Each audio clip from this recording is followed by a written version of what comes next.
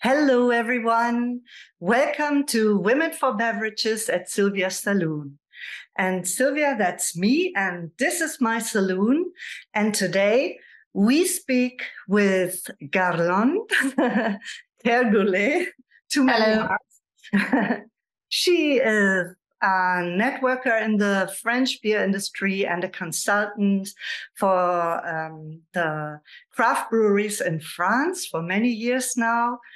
And welcome, Garlonn. Yeah. How Hello. are you? I'm so fine. excited to talk to you. What's in your glass? I have a German beer. Wow. I can show the bottle.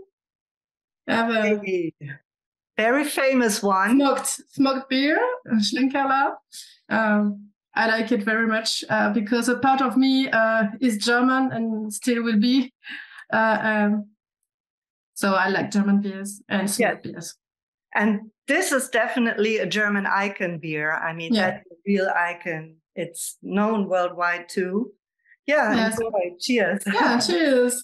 Prost. I have a nice bread IPA from the Netherlands, from Nevel Wild Ales. I like the brewery a lot, and I like also bread IPA. So cheers. Yes. I have to say, sometimes I'm fed up with hops and sour beers, and I need really malty beers. Something smoky. Yeah. Absolutely. So, Garlonn, people have given you the nickname Beer Matchmaker. You are a consultant, as I said before, for French craft breweries and a central figure in the French beer market for many years now. So please tell us, what's the current state of the French beer market, the French craft beer market? Yeah. So right now, it's not easy for a lot of breweries, as you know, after the COVID and the inflation crisis and the high cost of energy. But I have to say, we have a lot of breweries in France. Maybe not everybody knows that. We have 3,000 breweries. Now it's a lot of breweries. Yeah. Mm-hmm. But it's very important to know too that 75% of those breweries are very little ones and young ones too. We have a lot of former homebrewers, and we have a lot of diversity and good breweries too. If you ever come to visit our country, I wish you can try them, try to visit the breweries and try the beers because there is a lot to discover. So 3,000 breweries, where are they all located? Is there around Paris, or are there special areas where there are more of them?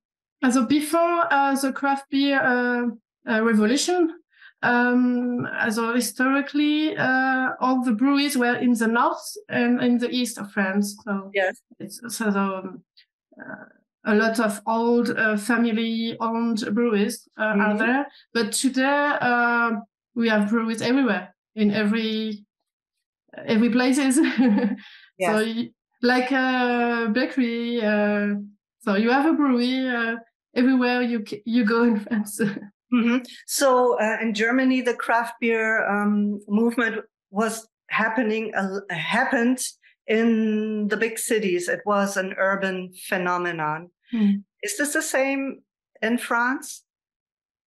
We have both. We have a lot of breweries in the big cities and a lot of breweries in other places. So it's very surprising to me too, because in my work I can see breweries with a lot of customers everywhere, even if part of France we can't imagine that, like in Creuse or Lozère, where the departments in France where we have very not so much people living there. I see. So it's always a surprise to see a new brewery opening in an area. It's not a big city. Very interesting. Yes. Garlonn, you have a long list of educational degrees. It begins with a business and marketing degree, Franco-Allemande, which you did accomplished at Sorbonne in Paris. Yes. And there are many others. And I'd like to mention at some point you even ran your own brewery as well. But now you told me you recently did an education in brewing technology in Brussels. Yes. Why this? It has a lot to do with the COVID crisis and the lockdowns, because I was living in Montpellier during the lockdowns, and after that I needed to get some fresh air. Yeah. And when I was running a brewery, it was not my brewery, it was the brewery from my ex-boyfriend, so it was not mine, and I needed to, how can I say that, to push the button, save, record. After all these years in the brewing industry, I needed to check all my knowledges, and I needed more self-confidence too. And so I decided to go to Brussels for 6 months. Mm-hmm. I studied for 3 months at the Institut Meurice with 10 other people, and it was a good thing for me to be able to rehear. I don't know how to say that. I needed to see once more all the things I could see in the past years. And I needed to spend time also with people. That's, I think, very important to me. I had a lot of Belgian friends, and after the lockdowns, I needed to see them. I needed to spend time and to have beers with them, and it was a part of the thing to go there in Brussels and to be able to learn those things. And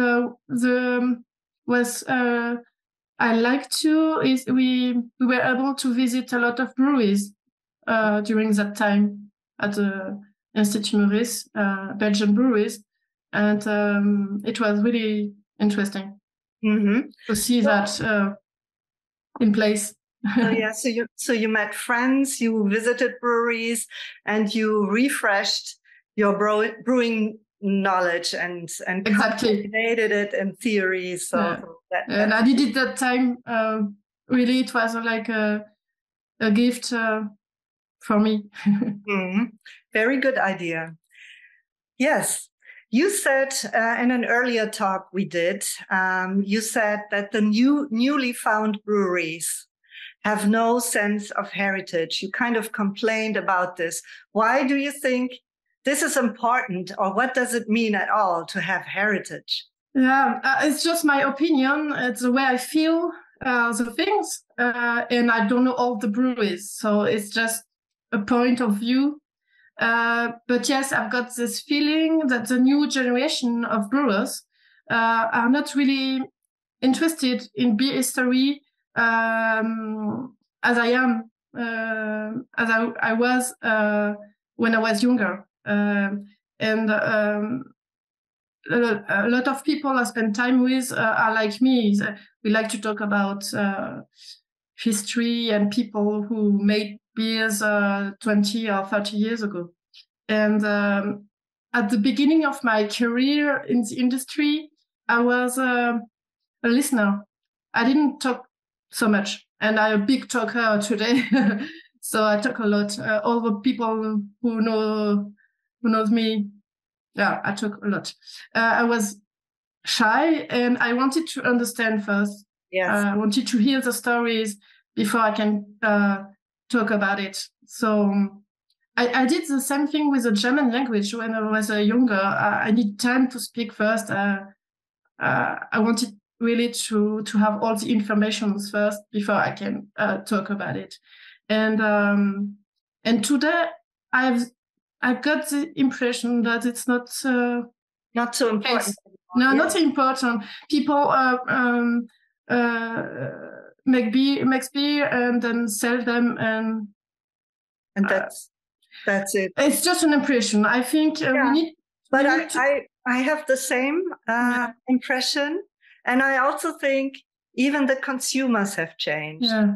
10 years ago, they had lots of questions about beer styles and the history of the styles and how they are made. And today, they buy basically every time the same kind of style, which is the juicy and hazy. And there's no interest in how this is done anymore. It's not so important, it seems. And I think we need to know better where we come from, because it will be easier after that to know where we can or we need to go. Yes. But like I said, it's just my feeling and my opinion. Yeah. And why not? Why shouldn't that count? Exactly. So everyone, if you want to know all about Garlonn, you can read the text portrait, and you will find the link below under the video in the show notes. And both the text portrait and this video, you will find them also under mybeviale.com, which is the portal of the huge beverage trade show Braubeviale in Nuremberg. And to bring this to a conclusion, Garlonn, I invite you now to comment on some of the following keywords. Okay. Are you ready? Yes. So the most influential beer of your life? I will say Cantillon in Brussels. I discovered the beers 10 years ago, and it was, wow, so sour and so good. Totally different from what was known before, I guess. Yes. Okay. Alternative practitioner. I was studying in Paris when I then fell in love with a brewer. And it was supposed to be my next activity, but I did beer instead. So you did an education as alternative practitioner. Did you complete it also? Yes. But so I never worked in this business. So you became an alternative brewer then instead of alternative. Exactly. Okay. And Christian van Averbeek. Yes, it's my business partner. I work with him since 2018 now, so 5 years. And we work together as consultant, as brewing consultant. We met in Paris during a hops convention, and we complete each other. He's from Belgium and I'm from France, and we know a lot of suppliers and breweries. Yes. And what's his role? What's your role in your cooperation? Christian was a head brewer, so his part is more the technical part, and my part is more the market and the knowledge about the market. Very well. And last but not least, Colmar. Yes, the city I live today. I moved a lot. Like I said, I was living before in Montpellier, Brussels. So I won't say all the list, but I live there for 1 year now, and it's a city I try to know more about. I'm very interested in the former breweries of Colmar now. I try to learn more. And it's a city near Germany and near Switzerland. It's an independent city in an independent place in France, Alsace. And I think we are the same, Colmar and I. We are a bit French, a bit German, but independent first. That's right. So you grew up in Hamburg, right? I spent a lot of time in Hamburg when I was younger, yes. Yes. So amazing. You are a real European citizen, I think. Yes, we can say that. Yeah. Very interesting to talk to you, Garlonn. Thank you very much. Thank you for inviting me. And bye-bye, and see you next time at Women4beverages. Bye-bye, Garlonn. Bye.